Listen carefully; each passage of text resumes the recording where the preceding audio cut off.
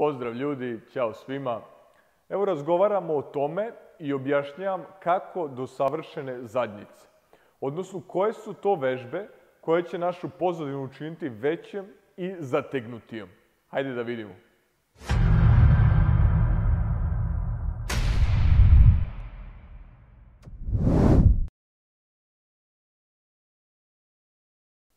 Ok ljudi, evo naša zadnjica pre svega treba da znamo da se sastoji od 3 mišića.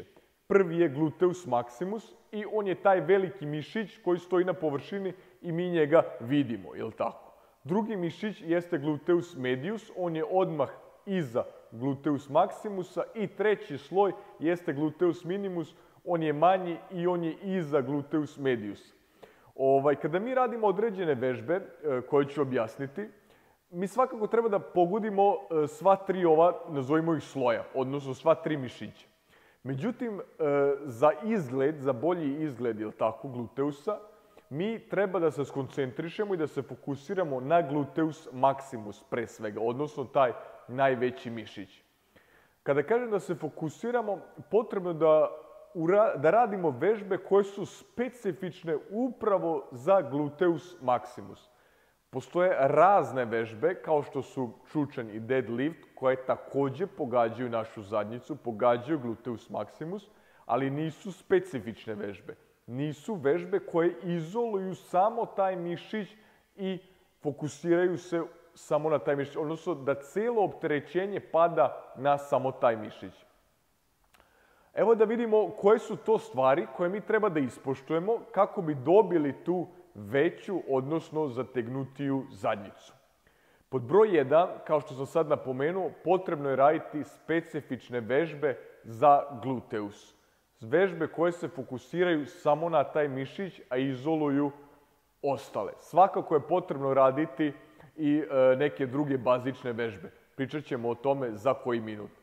Druga stvar koja je potrebna da uradimo jeste da odaberemo optimalno opterećenje za rast našeg mišića. Optimalno opterećenje je ono kada mi radimo broj ponavljanja da nam je od 6 do 12. Ako nam je broj ponavljanja od 6 do 12, mi smo u principu izabrali optimalno opterećenje. Ja bih ipak rekao, ako možete, odnosno ako ste iskusni malo vežbač, da vam optimalno opterećenje bude od 9 do 10, eventualno 11 ponavljanja.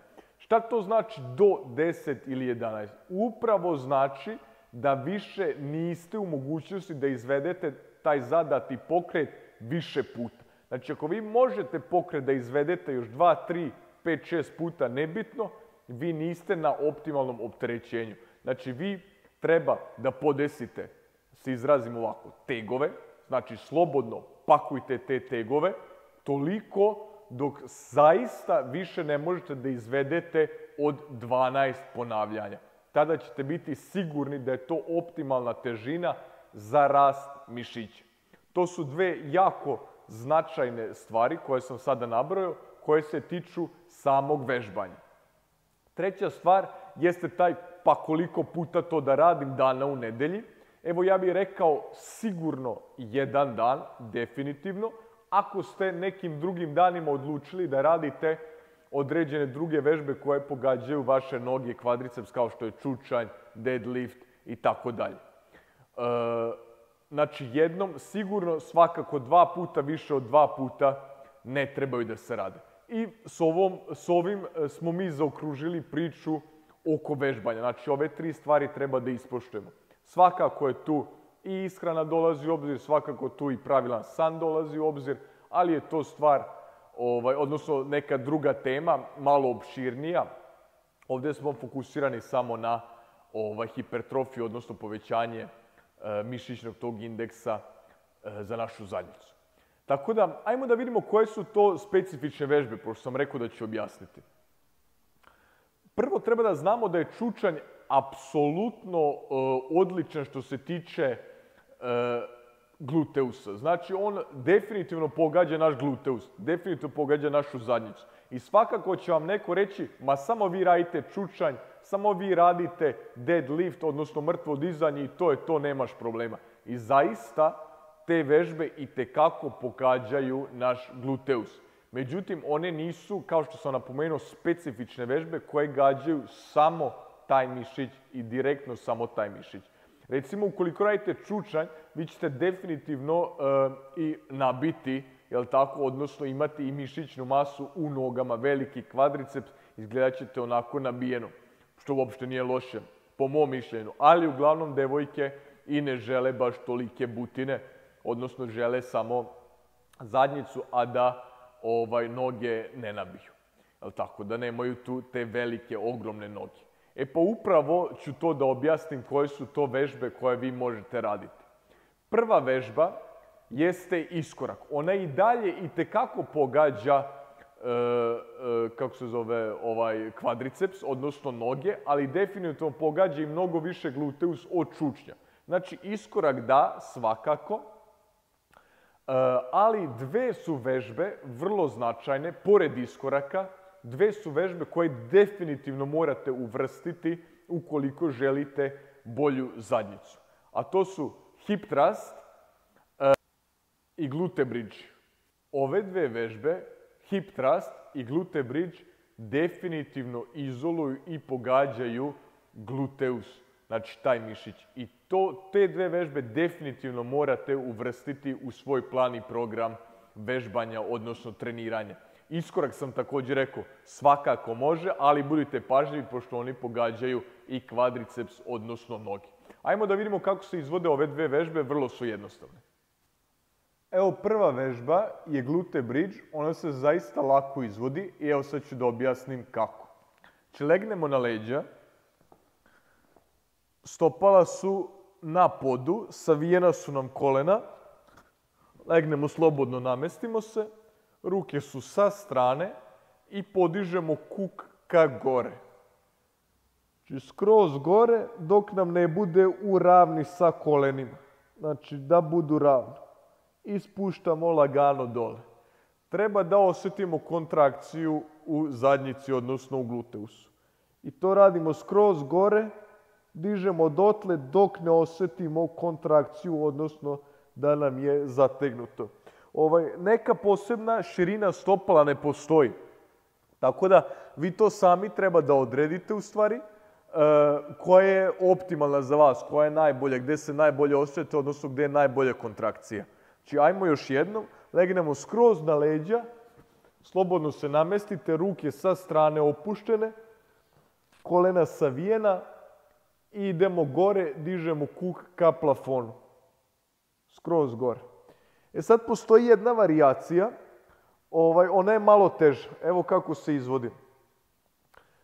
Isti je princip potpuno, s tim što na kraju jednu nogu dignemo gore i jedna noga gore.